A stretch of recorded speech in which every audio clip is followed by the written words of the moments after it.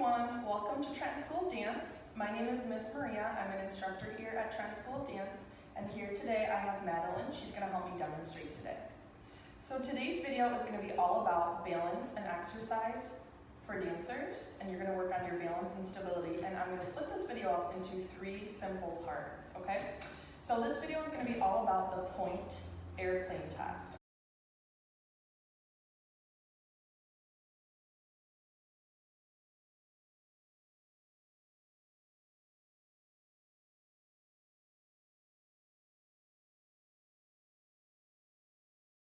So we're going to start with a beginner version of this test. So I'm going to have Madeline start with her feet in parallel. She's going to lift up to what we call a nice genie position. She can attach the foot at the passe, or she can keep the foot not attached to the passe. And then from there, she's going to extend out to a nice long airplane position. She's going to be nice and parallel to the floor. And then lift back up to her genie 1, 2, and 3. Good. Let's show you this from the side so that you guys can see the airplane position a little bit better. So here's her airplane position. Her trunk and her torso are parallel to the floor. If I line her up with the foam roller, she's one beautiful straight line head to tail. Pelvis is square to the ground. And like I said, everything is parallel. And then she lifts back up to her genie 1, 2, and 3. Good, let's do a couple more. Stretch out to your long airplane arm, 1, 2, and 3. Back up to your genie, hold that balance, 1, 2, and 3. Last time, stretch out to your long airplane, 2, and 3, and lift back up to your genie, 1, 2, and 3. Good. Okay, part 2 of this exercise, or part 2 of this video, I should say, will be the actual full Pointe airplane test. So I'm going to have Maddie go back into that airplane position for you. Now the full test is to perform 5 controlled plies on the standing leg as the fingertips gently touch the floor. So I'm going to go ahead and have Madeline start. Now there's certain criteria we're going to look for when the dancers are doing this test. And like I said, it's 5 controlled plies. Good, so let's first start by talking about the feet. So when she does her Pointe airplane test, if I place yoga blocks on the side of her ankle, I should not see any pronation or supination. So in other words, I should see equal support on the inner ankle and on the outer ankle. Now Madeline tends to pronate, so I do have to cue her a little bit out towards her pinky toe. Now we're going to talk about the knee joint. Go ahead and keep going. You can switch legs for me. Okay, so the knee is also very important for the criteria of the Pointe airplane test. Every time she plies, I want her patella to go perfectly straight forward, right over her baby toe. So imagining that the knee and the foot are on railroad tracks, and we're trying to keep the railroad tracks nice and straight, not letting the knee wander or waver off. Good, equal strength inner and outer thighs here. And every time she straightens the leg, she feels all the quads fire right above the kneecap.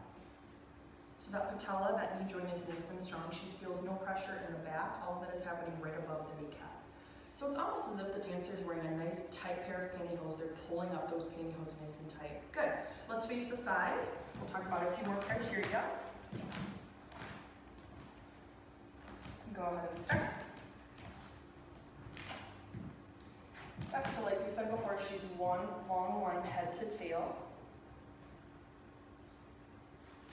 Pelvis is square to the ground. She's opening just a little bit, yep. Good, I'll have her do a couple more. We want the spine to be neutral here and long and elongated. So I should see the natural balanced curves of the spine. I shouldn't see any curves that are over-exaggerated. So for example, I shouldn't see her dumping into her low back or sinking into her shoulders. Everything is in one straight line. Head to sacrum, one straight line. Okay, good. Okay, part 3 of this video will be to add some proprioception. So what is proprioception? Proprioception is our body's awareness in space. So it's kind of like our 6th sense. So dancers should be able to stand on one leg with their eyes closed for at least 30 seconds. So I'm going to give you guys some ideas of how to train your proprioception. So we're going to have Madeline do the Pointe airplane test on a yoga block.